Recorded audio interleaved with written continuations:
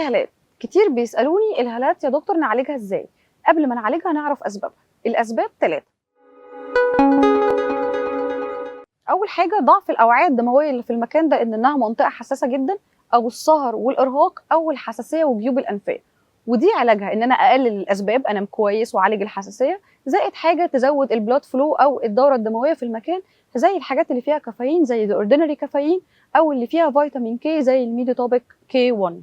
طيب تاني حاجة اللي فيها تصبغات، اللي بسبب أنا تعرضت للشمس فزاد التصبغ في المكان ده، أو حصل جفاف شديد، أو حصل التهاب. كل ده بيؤدي إلى زيادة التصبغات أو وراثية، ودي أنا ماليش دخل فيها.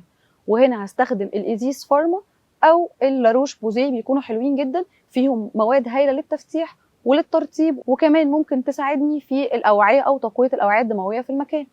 آخر حاجة وهي لو حصل تجويف تحت العين، وده بيحصل باي ايجينج، يعني أنا كل ما